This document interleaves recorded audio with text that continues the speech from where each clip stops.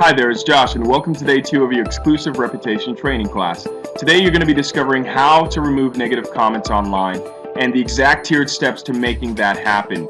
You'll discover the exact training Ed and Dean have used in their own businesses that clients have paid thousands of dollars to learn. This is going to be highly valuable information for you, and I hope that you stick around till the very end of this session so that you gain all that beneficial information that can help you grow your business. You're also going to discover how to categorize these comments and also how to eradicate them forever so you never have to deal with them again. And a special method to locking down and making sure these comments are never found. Hi everyone, welcome back to Total Online Reputation. So last course we taught you a secret trick of the trade on how to try and take down an online complaint permanently. The trick was to offer something free in exchange for the removal of the complaint.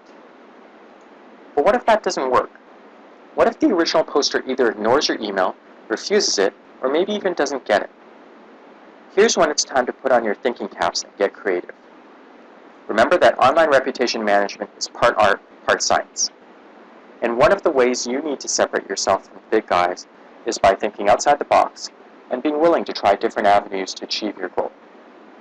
Here are 5 strategies to consider. They start from polite and friendly to the all-out nuclear option. Remember that which one you try will depend on the type of website you're dealing with, their general policies, and the situation of your client. The first strategy is to contact the website and ask for their media kit or advertising rates. Check it out, negotiate as best you can, and say that you'd like to buy some ad space. Then, at the last minute, before you sign the insertion order agreement, email them and tell them you saw the negative review of you on their website. Show them full documentation to prove that you are in the right and that the other side is either mistaken or lying. Then ask that they take down that complaint before you proceed with signing the ad agreement. Oftentimes, the incentive of ad sales will trump the editorial decision to keep a piece of content up. Again, this will likely work better with smaller sites than larger ones, but you never know. The worst they can say is no.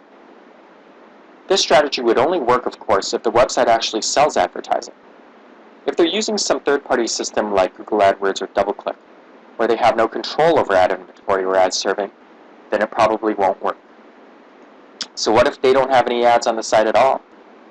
Then the second strategy is to contact the website owner and ask them to take down the complaint because the poster's info is simply incorrect. They are either lying or badly mistaken. If you go down this route, you better make sure that the facts are on your side. Make sure to have everything documented.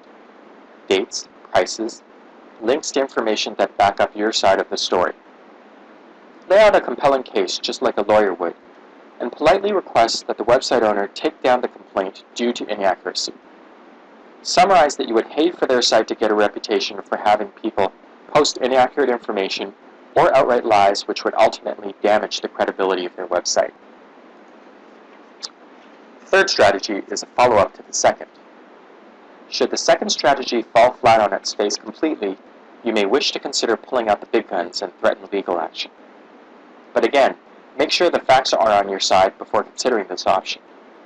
Remind them that you've tried to provide all the evidence to them to prove that the poster is lying or mistaken, and then suggest that if they don't remove it, you may have no recourse but to pursue legal action. Now, a couple of things about this. I'm not a lawyer, and we aren't remotely qualified to give you legal advice.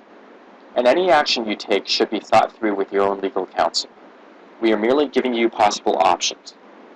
That being said, sometimes just the threat of legal action is enough to convince a website owner to pull down the post rather than face the headache and cost of defending a lawsuit.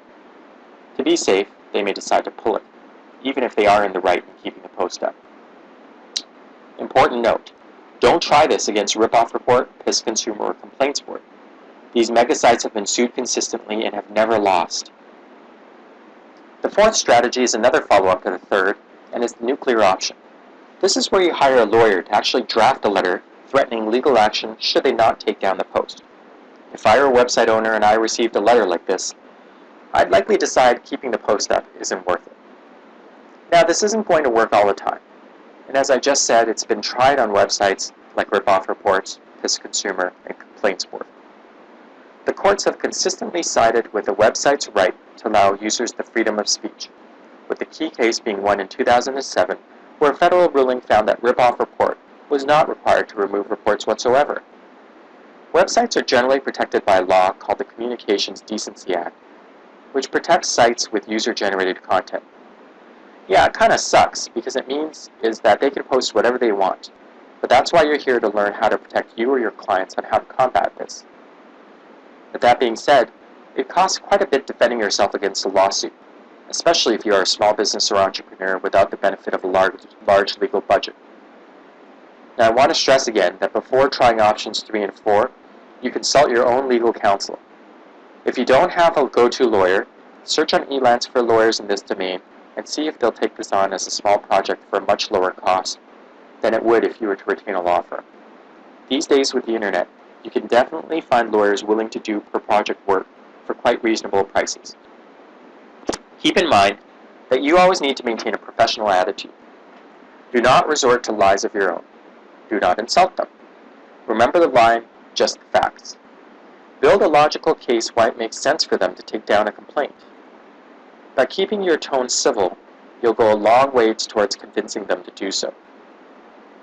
The fifth and final option is the most costly, but it has been proven to work in certain circumstances. You can request Google take down a complaint by delisting the website from its index using a court order. The website would still be active, but it wouldn't show up in Google's search results. And that's all that really matters from an online reputation management standpoint. The fifth strategy has 3 steps of its own. I don't want to sound like a broken record, but consult your own lawyers. We're just laying out a hypothetical strategy that has worked for others in the past. Step 1 is to file a lawsuit against the original author of the report for defamation, business disparagement, false light, or any other claim that is legally appropriate. The key here is you need to be able to prove successfully in a court of law that you are in the right and they are not. So this will only work if the complaint truly is a lie and you have the facts to back it up. I want to emphasize that you are suing the author of the report, not Google. Suing Google is like a gnat fighting an elephant. You definitely do not want to turn Google and have their full power of their legal team on you. And you want Google to be your friend, not your enemy. Step 2. If you win your case, is to obtain a court order declaring the offending report to be false and defamatory. Refer to the actual offending report specifically. Step 3 is to present the court order to Google. Google has been good in honoring the court orders and removing them from their search results. And where the listing used to be in Google's search results, you see something like this. In response to legal requests submitted to Google, we have removed one result from this page. If you wish, you may read more about the request at chillingeffects.org. This last option is time-consuming and can be costly, so I'm going to repeat myself. Get good legal counsel before doing anything. I want to give credit to Kenton Hutcherson of Hutcherson Law in Dallas, Texas for the 5th strategy. So there you have it. We've taught you some proven methods to take down complaints.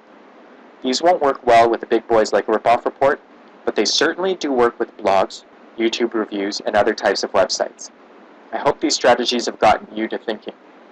Be creative in coming up with ways that could help you or your client permanently take down complaints. You just might end up finding a new effective way to combat online lies. And if you do, feel free to share them with us, and we'll make sure to credit you if we mention them in the future. Thank you. So I hope that you've enjoyed this video, and remember to stay active throughout the entire video series, because tomorrow something very, very interesting is going live, and we're releasing something that we have never released before, and I want to share this experience with you. So make sure you're checking your email tomorrow and opening up the last day of our training session so that you gain the benefit this is going to give you, and I'm very confident that you're going to see an amazing amount of results with this bonus, so don't miss out on it, and I'll see you tomorrow.